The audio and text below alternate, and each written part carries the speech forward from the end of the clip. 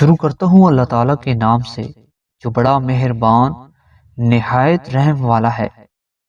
حضرت عامر بن سعد کہتے ہیں کہ ایک مرتبہ ان کے بھائی عمر مدینہ منورہ سے باہر حضرت سعد رضی اللہ تعالیٰ عنہ کے پاس ان کے بکریوں کے فارم میں چلے گئے۔ جب حضرت سعد رضی اللہ تعالیٰ عنہ نے انہیں دیکھا تو وہ پریشان ہو گئے کہ اللہ خیر کرے، کوئی اچھی خبر لے کر آیا ہو، اور کہنے لگے کہ اس سوار کے پاس اگر کوئی بری خبر ہے تو میں اس سے اللہ کی پناہ مانگتا ہوں۔ جب وہ ان کے قریب پہنچے تو کہنے لگے، ابا جان، لوگ مدینہ منورہ میں حکومت کے بارے میں جھگڑ رہے ہیں اور آپ دیہاتیوں کی طرح اپنی بکریوں میں مگن ہیں۔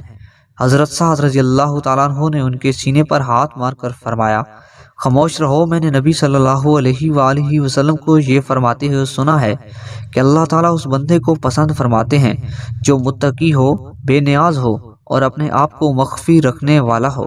حضرت معاویہ بن ابی سفیان رضی اللہ تعالیٰ عنہ کہتے ہیں کہ رسول اللہ صلی اللہ علیہ وآلہ وسلم نے فرمایا، خیر یعنی بھلائی انسان کی فطری عادت ہے اور شر یعنی برائی نفس کی خصومت ہے۔ اللہ تعالیٰ جس کی بھلائی چاہتا ہے اسے دین میں بصیرت و تفقہ عطا کرتا ہے۔ حضرت ابو ہریرہ رضی اللہ تعالیٰ عنہ کہتے ہیں کہ رسول اللہ صلی اللہ علیہ وآلہ وسلم نے فرمایا، اللہ تعالیٰ جس کی بھلائی چاہتا ہے اسے دین میں فہم و بصیرت عنایت کر دیتا ہے۔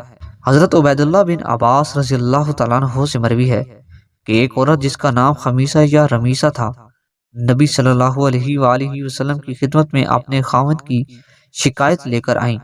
اس کا کہنا یہ تھا کہ یہ اس کا خاوند اس کے قریب پہنچنے کی صلاحیت ہی نہیں رکھتا۔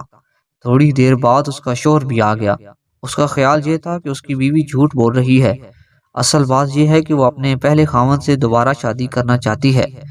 نبی صلی اللہ علیہ وآلہ وسلم نے اس عورت سے مخاطب ہو کر فرمایا، تمہارے لیے ایسا کرنا اس وقت جائز نہیں ہے جب تک تمہارا شہد اس پہلے شوہر کے علاوہ کوئی دوسرا مرد نہ چکھ لے۔